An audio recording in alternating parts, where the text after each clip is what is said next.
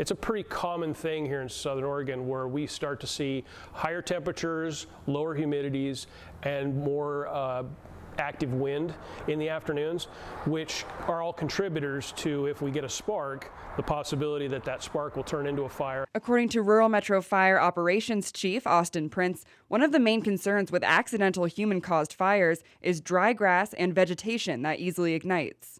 Just the exhaust being, pointed at some dry material, or just the underside of the vehicle that's been hot. And then of course there's the mechanical problems where just driving down the road and a vehicle might actually have an exhaust issue where the catalytic converter starts to break down and little chunks of hot metal will end up being shot out through the exhaust pipe into the roadside vegetation.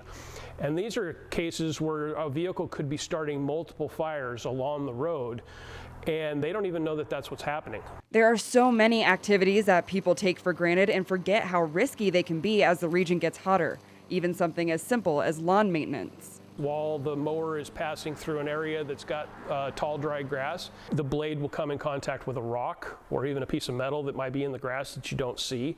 And that spark from the blade hitting can cause, an ember to begin the ignition process. There's even the very, very common problem, and that's on top of their mower deck, where a lot of dry grass remnants from previous mow jobs start to accumulate in kind of that area around the motor and around the belts. That stuff will dry out and could very much make contact with a hot component of the mower and start a fire there. And then as you're mowing, it's dropping flaming grass onto the grass behind you. If you use other power tools like chainsaws, Prince stresses that a similar situation can occur. A chainsaw can come in contact with an item that can spark, or someone sets it down in the grass after they're done and the tool is still very hot, igniting the grass.